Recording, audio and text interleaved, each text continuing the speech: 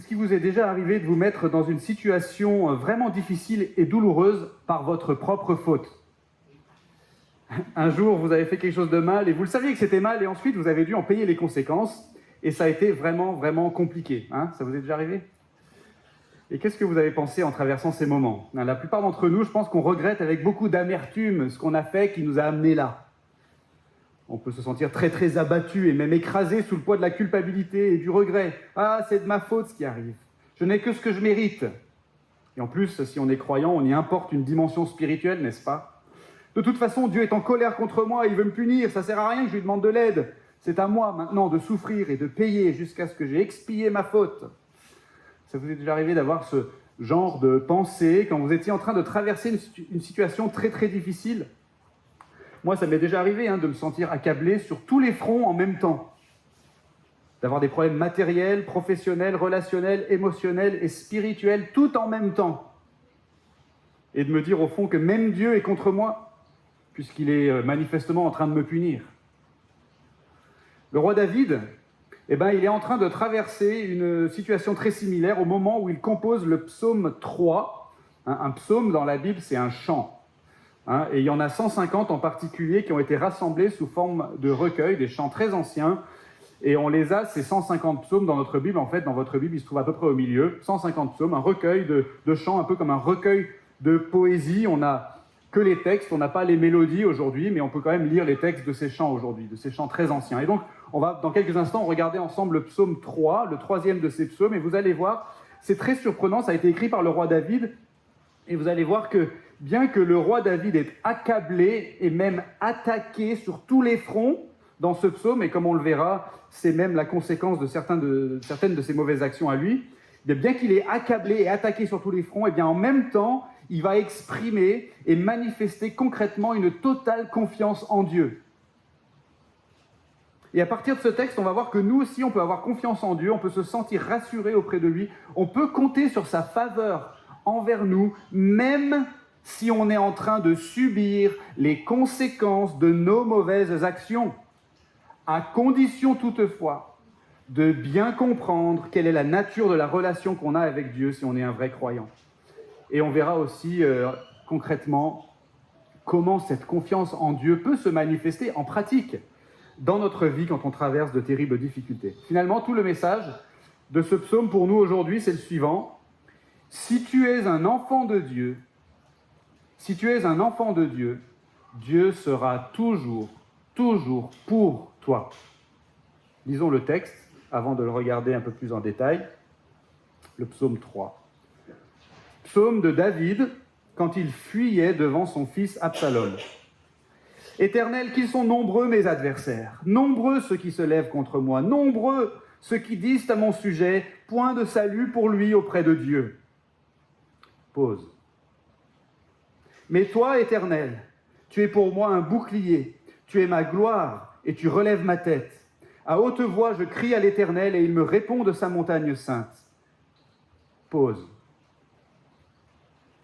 Je me couche et je m'endors. Je me réveille car l'Éternel me soutient. Je ne crains pas les myriades de gens qui de toutes parts se sont mis contre moi. Lève-toi, Éternel, sauve-moi, mon Dieu, car tu frappes à la joue tous mes ennemis, tu brises les dents des méchants. À l'Éternel est le salut, que ta bénédiction soit sur ton peuple. Pause. Je viens de vous lire donc le psaume 3. Avant d'aller plus loin, on va prier. Seigneur notre Dieu, merci pour le culte qu'on peut te rendre ce matin. Merci pour le lieu qui nous accueille. Merci pour la Bible qui nous est entièrement disponible et que nous pouvons lire et étudier librement. Te prions maintenant de nous éclairer, Seigneur, s'il te plaît, par ton Saint-Esprit, afin que nous comprenions ce que tu veux nous dire et comment le mettre en pratique dans notre vie, pour ta gloire. Et nous le prions au nom de Jésus. Amen. Alors la première chose qu'on voit dans ce psaume, c'est qu'on est autorisé à déplorer les difficultés qu'on traverse et à ne pas les minimiser. On est autorisé à dire que ça ne va pas, que ça va mal. C'est ce que fait le roi David au début de son poème, dans les premiers versets, en exprimant très honnêtement ce qu'il ressent au milieu des difficultés très intenses qu'il est en train de traverser. Vous avez vu, David, il se sent totalement submergé. Vous avez vu la manière dont il répète qu'ils sont nombreux mes adversaires, nombreux ceux qui se lèvent contre moi, nombreux ceux qui disent à mon sujet, etc. Vous sentez le désarroi du roi David qui se sent submergé, dépassé. Mais c'est pire encore que ce qu'on pense, parce que si on jette un œil au titre du psaume ou à l'entête du psaume, on a une indication super importante par rapport au contexte dans lequel se trouvait David au moment où il écrit ce texte. C'est marqué, je relis, « Psaume de David quand il fuyait devant son fils Absalom ». C'est une référence très précise à des événements très précis de la vie du roi David qui nous sont rapportés dans une autre partie de la Bible. Et il faut que je vous rappelle un petit peu ces éléments pour bien comprendre le contexte de ce psaume et donc le sens de ce que le roi David est en train d'exprimer. Vous connaissez sûrement donc l'histoire du roi David et de la manière dont il a abusé d'une femme qui était mariée avec un des officiers de son armée. Et ensuite, la manière dont David a même orchestré la mort de cet officier pour pouvoir lui piquer sa femme qu'il avait rendue enceinte. Et tout ça alors qu'il avait déjà plusieurs autres femmes.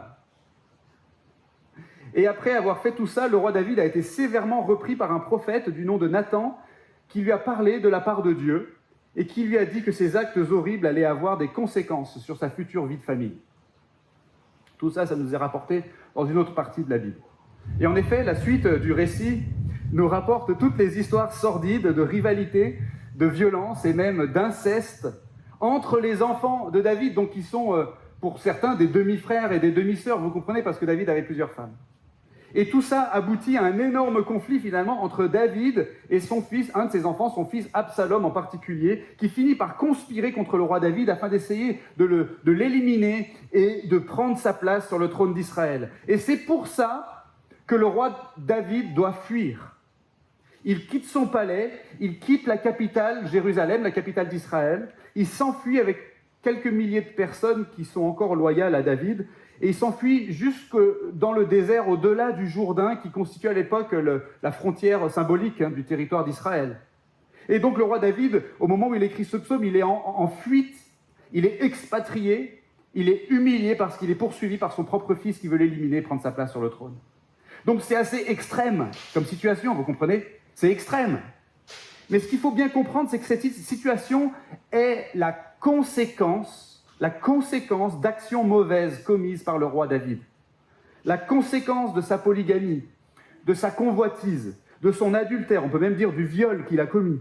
C'est la conséquence du meurtre qu'il a commis, la conséquence des dissimulations qu'il a essayé de faire pour cacher tout ça. Et le lien entre ces actes et leurs conséquences a même été souligné explicitement par Dieu lui-même, par la bouche du prophète Nathan, comme je vous le rappelais il y a quelques instants. Et donc vous voyez que c'est la totale, on pourrait dire, pour le roi David.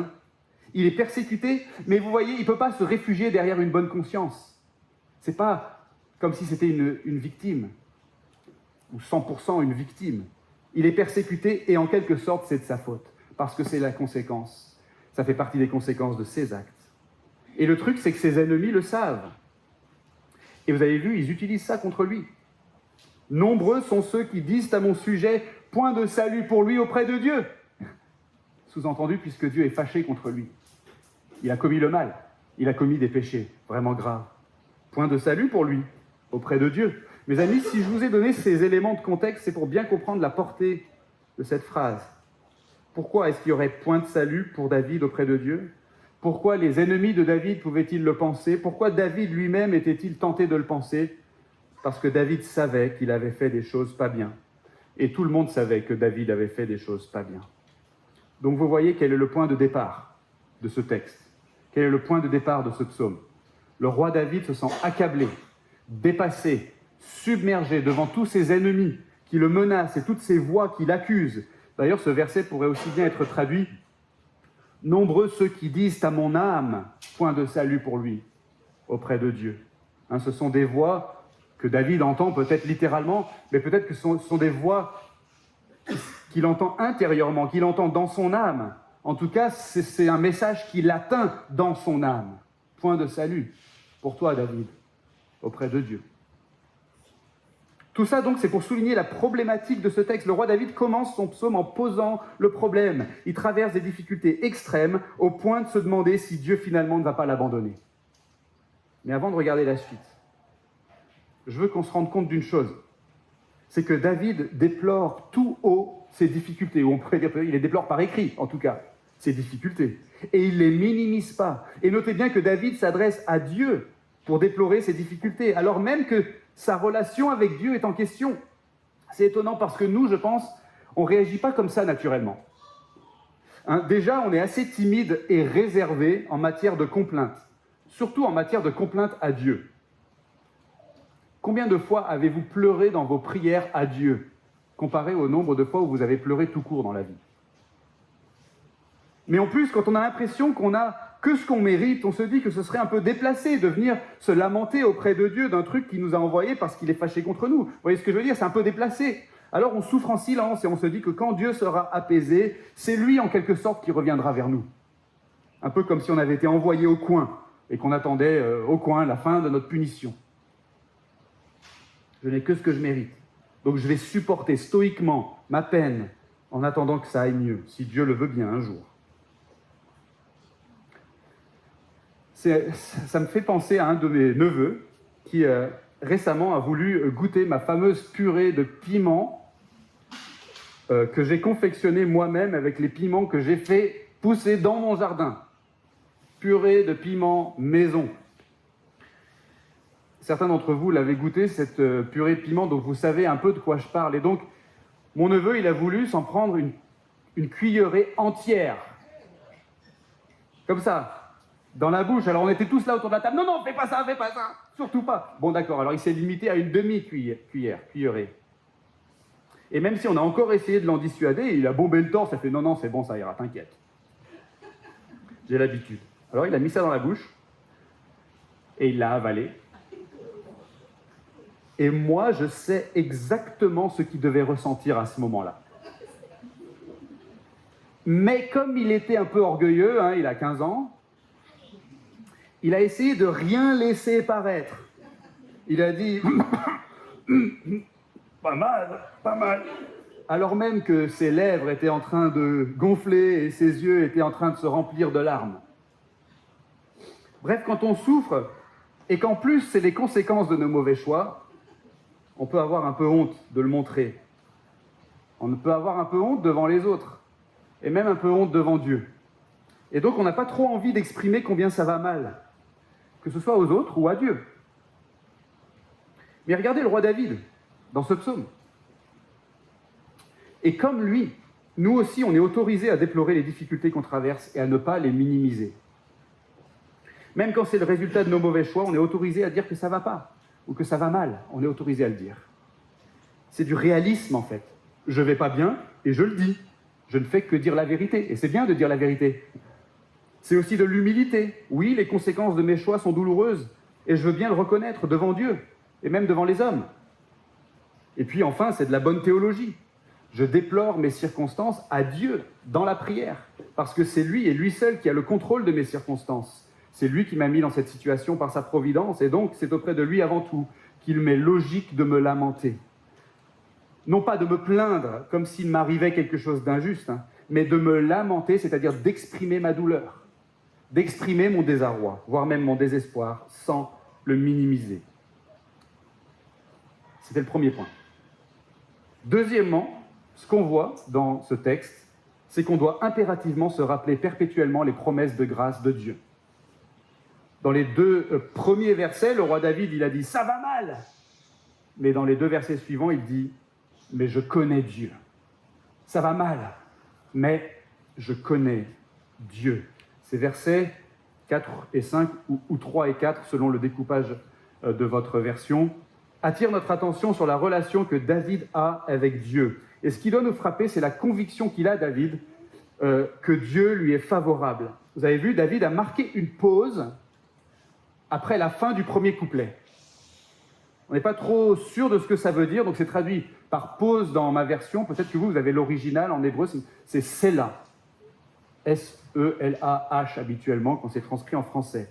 On n'est pas trop sûr de ce que ça veut dire, mais ce qui est sûr, c'est que ça marque une articulation dans le chant ou le poème, un peu comme quand on fait une petite ritournelle avec les musiciens entre deux couplets d'un chant. C'est vraisemblablement un moment où on est invité à réfléchir, à méditer, à prendre la mesure de ce qui vient d'être dit. Et on trouve ça assez régulièrement, notamment dans les psaumes, dans la Bible. Et donc on est censé remarquer le contraste qu'il y a entre le premier et le deuxième couplet, entre avant et après la pause. Il s'est passé quelque chose dans la tête de David pendant cette pause. D'abord, il semble submergé au début du psaume par les menaces et les accusations de ses ennemis, mais maintenant, il se console en réfléchissant à la relation privilégiée qu'il a avec Dieu. Dieu est pour lui un bouclier, dit-il. Il est sa gloire, il relève sa tête. C'est-à-dire qu'il y a quelque chose dans la relation de David avec Dieu qui compense largement les menaces et les accusations qu'il atteignait dans son âme dans le premier couplet. Il dit qu'il prie à l'Éternel et qu'il est convaincu que l'Éternel lui est propice, c'est-à-dire favorable, en étant attentif à sa prière depuis sa montagne sainte. C'est d'autant plus frappant que c'était justement la relation de David avec Dieu qui était en question à la fin du premier couplet. Mais ça, c'est déjà oublié dans le deuxième couplet. C'est frappant. Comment ça se fait ? Comment est-ce que le roi David peut être rassuré sur sa relation avec Dieu si vite ? Eh bien, la réponse, elle n'est pas explicite dans le texte, mais elle est implicite, elle est sous-entendue. Il faut regarder la manière dont David parle de sa relation avec Dieu dans ce deuxième couplet, le langage qu'il emploie. L'Éternel, mon bouclier, ma gloire. Il me répond de sa montagne sainte. Ce langage révèle que le roi David est en réalité imprégné de l'histoire, de la relation entre Dieu et son peuple, et qu'il a déjà intégré assez profondément dans son cœur les promesses de grâce que Dieu a faites à son peuple au cours de l'histoire, au fil de sa relation avec son peuple, au fil des choses qu'il a révélées progressivement au peuple d'Israël. Pour le dire simplement, le roi David, il connaît super bien sa Bible, si j'ose dire. Il la connaît si bien qu'il est déjà convaincu que sa relation avec Dieu n'est pas fondée sur ses performances à lui, le roi David, mais sur la grâce de Dieu, c'est-à-dire sur sa faveur imméritée, une faveur à sens unique qui ne dépend pas de l'obéissance ou de la désobéissance de David, mais qui dépend plutôt du choix souverain de Dieu de supporter lui-même le coup de sa faveur envers David. Vous avez suivi ? En gros, David sait que la faveur de Dieu envers lui, puisqu'elle est imméritée, c'est une grâce au sens le plus strict du terme. Il sait que la faveur de Dieu envers lui prime, prend le dessus, surpasse ses mauvais choix à lui, David, et leurs conséquences. Même si David a commis des choses horribles qui ont entraîné des conséquences horribles, dont David est en train de faire l'expérience précisément au moment où il écrit ce psaume, eh bien David s'en est repenti de ses mauvais choix. Il s'est humilié devant Dieu et il sait que Dieu lui est par conséquent propice alors même que David est en train de supporter les conséquences douloureuses de ses actes. Vous voyez un peu l'ambivalence quand même. Comment est-ce qu'il sait que Dieu lui est propice ? Parce que Dieu l'a promis, tout simplement. Il se fie à la parole de Dieu, aux promesses de Dieu. Dieu a promis qu'il pardonnerait pleinement à ceux qui reconnaissent leurs fautes et qui se confient en lui. L'apôtre Paul, dans le Nouveau Testament, un des apôtres de Jésus, nous dit que le roi David avait conscience que Dieu justifiait les gens qui plaçaient leur foi en lui. C'est-à-dire que Dieu rendait juste à ses yeux des gens qui étaient coupables à la base, mais qui demandaient pardon à Dieu et qui s'en remettaient entièrement à lui par la foi. L'apôtre Paul dit que David avait conscience de ça, déjà à son époque. Et avec l'éclairage de toute la Bible, on sait que Dieu a pourvu à ce pardon en s'approchant lui-même des humains, en la personne de Jésus-Christ, et en s'offrant lui-même en sacrifice sur la croix, pour prendre sur lui la peine de tous les péchés, de tous les gens qui se confient en lui. Et ça inclut le roi David, qui se confiait en Dieu.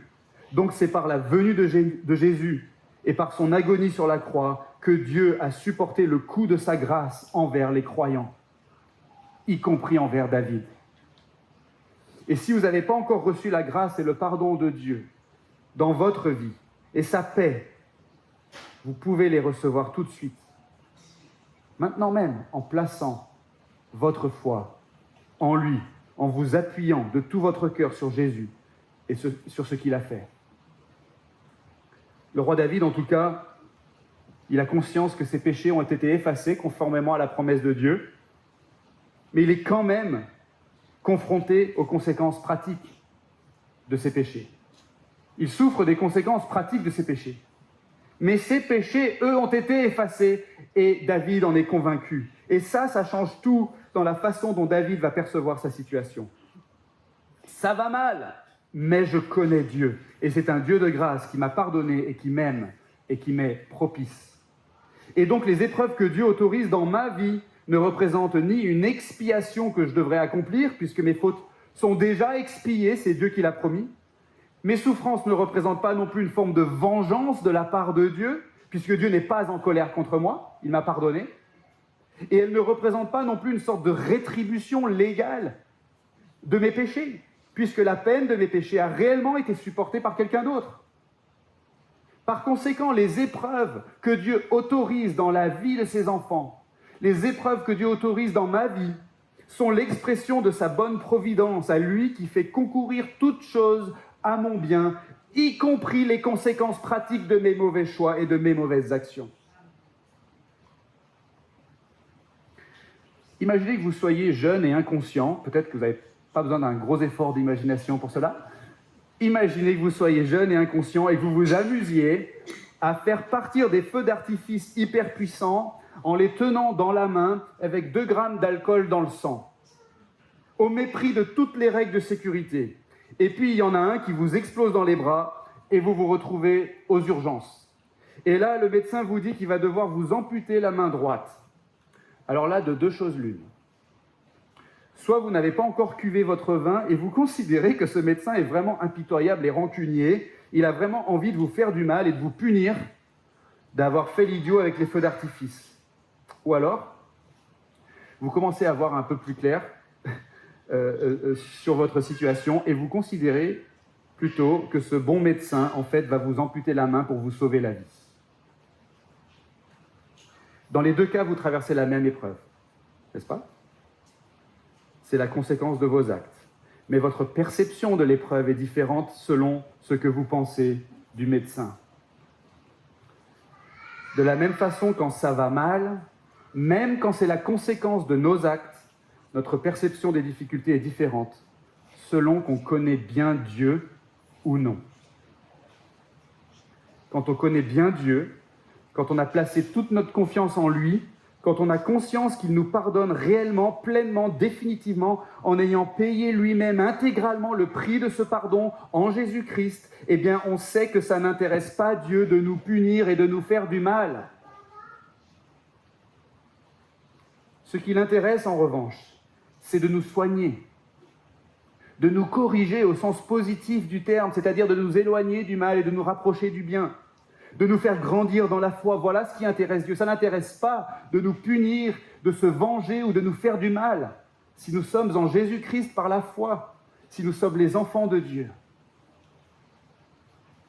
Et il nous soigne, il nous corrige au sens positif, il nous fait grandir dans la foi, notamment à travers des épreuves, y compris parfois les conséquences pratiques de nos fautes. Bref, Dieu nous administre des soins parfois douloureux, mais pas comme un bourreau qui veut venger le mal, plutôt comme un tendre père qui veut nous aider à grandir. Voilà donc pourquoi le roi David, dans ce psaume, est capable d'opposer si vite à la voix de ses ennemis et de ses accusateurs la conviction qu'il a que Dieu lui est favorable. Parce que David a déjà intégré profondément dans son cœur les promesses de grâce de Dieu. Nous aussi, donc, on doit impérativement se rappeler perpétuellement les promesses de grâce de Dieu, justement, pour que quand on traverse les difficultés, même quand c'est la conséquence de nos actes, eh bien qu'on ne doute pas des intentions bienveillantes de Dieu à notre égard. Et comment est-ce qu'on se rappelle les promesses de grâce de Dieu ? Tout simplement en s'administrant jour après jour le médicament de l'Évangile. Évangile matin, midi et soir. Avant les repas, après les repas, et même entre les repas, d'accord ? La bonne nouvelle de Jésus, mort et ressuscité pour nous. Et ça peut entraîner des conséquences très pratiques dans notre manière de traverser les épreuves. C'est ce qui nous amène au dernier point. Et ce dernier point, c'est que si on est un vrai croyant, on va pouvoir réagir surnaturellement aux difficultés. Ça va mal, mais je connais Dieu, je peux donc tenir. Je ne vais pas m'éterniser sur cette dernière partie du psaume. Je veux surtout vous montrer les 5 choses que fait le roi David au milieu des difficultés qu'il traverse. 5 choses qui résultent de la conviction qu'il a que Dieu lui est favorable. 1, il dort. 2, il résiste. 3, il prie. 4, il attend. Et 5, il adore. Premièrement, il dort. Il dort. Le roi David traverse des difficultés extrêmes, mais il est capable de trouver le sommeil quand même. Vous avez vu ce qu'il dit? Ce qu'il veut dire par là, c'est qu'il a totalement confiance en Dieu. Il peut dormir la nuit parce qu'il sait que Dieu est tout-puissant, que Dieu lui est favorable et que Dieu, lui, ne dort jamais, c'est-à-dire qu'il ne cesse jamais de gouverner le monde. Il ne laisse jamais à quelqu'un d'autre les manettes de l'univers. Il ne dort pas, l'Éternel. Donc David peut dormir. Nous, on a du mal à dormir quand on est préoccupé, n'est-ce pas? Je m'adresse aux hommes de l'Assemblée. Combien d'entre vous arrivez à dormir dans la voiture quand votre femme est au volant? Homme de peu de foi. Écoutez, moi je prends ma femme à témoin que moi j'y arrive. C'est le signe que j'ai une grande confiance en sa capacité de bien conduire. De la même façon, si on arrive à intégrer de plus en plus par la grâce de Dieu la conviction que Dieu est à la fois tout-puissant et qu'il nous aime, c'est-à-dire qu'il veut réellement notre bien, alors on va aussi pouvoir trouver de plus en plus la paix au milieu des épreuves, et encore une fois, même au milieu des épreuves qui résultent de nos mauvais choix. On va pouvoir dormir comme David. Ensuite, le roi David, il résiste. Il dit « Je ne crains pas les myriades de gens qui de toutes parts se sont mis contre moi. » Il résiste, c'est-à-dire qu'il tient bon.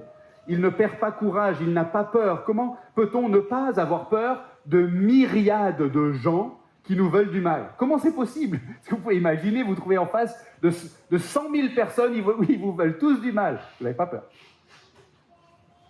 Tout simplement quand on est convaincu que Dieu est pour nous. Vous pouvez aligner 1 milliard de personnes, c'est rien comparé à la puissance de Dieu. Si Dieu est pour nous, qui sera contre nous? Dit l'apôtre Paul dans le Nouveau Testament. Rien n'est plus fort que Dieu.